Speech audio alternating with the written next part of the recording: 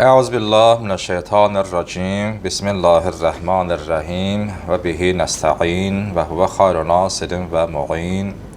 Ve la'netullah ala a'daihim ecma'in minel an ila kıyam yevmiddin.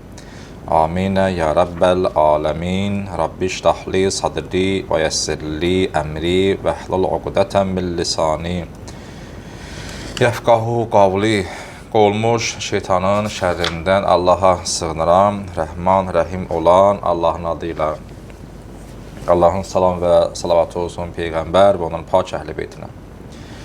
Salam əziz tələbələr və bizi YouTube kanalımızdan izləyən dəyərli həmvətənlərimiz, hər birinizi xoş gördük. Yeni dərsimiz Quran-ı Kərimin qiraətinin tarixi dərsidir. Quran-ı Kərimin qiraətinin tarixi. Yəni bu Quran-ı Kərimin qiraəti nə vaxtdan başlayıb, necə başlayıb, hansı mərhələlərə keçib. Yəni çox bağlıdır. Quran elmləri fakültəsində olan bu mövzuyla, qiraət mövzusuyla bağlılığı çoxdur. Ona görə də həm o dərslikdən də biz keçəcəyik öz yerində və bu dərslikdən də keçəcəyik inşallah davam edəcəyik, danışacağıq bu kitabda. Biz bu kitabı oxumuşuq tələbə vaxtında 99-cu ildə, avqust ayının 18-i. O vaxtdan bu günə qədər kitab bizdə ən azı bir yadigar kimi qalıb. Demək, biz niyə öyrənməliyik əsas? Quran-ı Kərimi oxumaq necə oldu, necə oldu ki, qiraətlər ortaya çıxdı. Yəni, maraqlı dərsidir, ən azı bu həm elmdir, həm də Quran müəllimləri üçün bu çox vacib dərslərdən biridir. Təkələ təcvid müəllimidir, uzaq, sıx, buna müəllim səthidir də, yəni. Amma daha o sahədə müəllim daha dərindən bilməlidir Quran elmlərini və Quranın qiraət tarixini, bunları dəqiq bilməlidir, müəyyən faizlə bilməlidir, ərəb dilindən müəyyən faiz bilməlidir, bizim doğma dilimizin qrammatikasından. Bu 4 dənənin sayəsində təcvid daha da doluğun, daha da zəngin olur.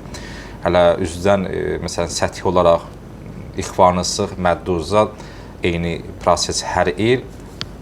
Amma bu olmur. Yəni, daha da insan təkmilləşdirməlidir, öz sevdiyi sahənin dərinliyinə qədər getməlidir.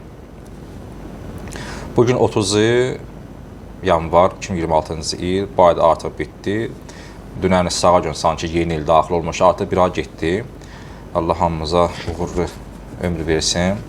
Bu ilimiz bərəkətli olsun. Allah inşallah hamımıza bu il Məşəd, Kərbəla, Ərbəin, Həcc, Ümrə və Suriya ziyarəti inşallah Allah hamımıza qismət eləsin. Amin. Bismillah ilə başlayaq yeni dərsimizə. Bilirsiniz, həmişə mən hər hansı bir dərsə yeni başlayanda bir neçə dərs tanışlıq olur. Yəni, bu dərs nədir, adı nədir, hədəf nədir, məqsəd nədir, niyə belə eləyirik? Ondan danışır, tanışlıq olsun. Tanışlıq olmasa, dərsə başlayaq birdən-birə elmi müzakirəyə biraz çətin olar. Yəni, tələbə həmişə tanış olmalıdır. Birinci dərs həmişə tanışlıqdır. O görə birinci dərsə yükləmək, məsələn, ağır terminlər, girəsən dərinliyə, yox. Məlumat versən, ümumi məlumatlar. Quranın qiraətinin tarixinin, Quranın qiraətinin yaranması, qiraət necə yarandı, nə cür və nə vaxtdan yarandı və onun davamı necə oldu? Mövzumuz budur. Qiraətin yaranması və onun davamı. Rəvayətlərdə var, mən bilmirəm bu kitab var yoxsa yox, bəlkə də var zehnimdən çıxıb, bəlkə olsun gəldi dəstəmizdə biz görəcəyik onu. Hər bir halda deyim, mən çoxdan bu oxumuşum, hansı mənbə bilmirəm, 4, 5 və 7-ci imamlarımızın çox qəşəng səsi olub. Təbii ki, hər bir özə məxsus səsinin gözəlliyi var, amma daha deyilər ki, 4-cü imamımızın, 5-ci imamımızın və 7-ci imamımızın çox belə qeyri-adi səsləri olub. Quran-ı Kərim oxuyan var. O üçün deyirəm ki, yəni, biz Quran-ı Kərimin qəşəng oxuyaq. Şərt deyil, zilə qalxaq, qışqıraq, yox. Adamın səsi qalındır, məndən sənə qəşəng oxuyur. Niyə? Oxuyur ürəyinə və təcvid qayda-qanunlar əməl edir. Təcvid varsa, avaz olacaq. Biz hər hansı bir qeyri-adi, Quran qiraətindən kənar bir qiraətlə avazla Quran oxusaq, cəmaət dindən qaçar. Hədis mən paylaşmışım, Məsihi, Yəhudi və bütpərəstlərin avazları ilə Quran oxumayın. Onların özə məxsus, öz inanclarına məxsus avazları var. Bizim də öz inancımıza məxsus Quran-Kərimimizin qiraətinin avazı var, muğamı var. Biz gərək bu stildə oxuyaq. Başqa avazı, məsələn, nə bilim, türk müğənnilərinin mahnısının avazını götürək qoy Quran-Kərimə. Nə bilim, Hindistan mahnılarının rəqslərinin mahnısını mən görmüşəm, şahid olmuşam. Bəlkə görmürsünüz də o avazla gələk Yasin oxuyaq. Bu yox, elə şey olmaz.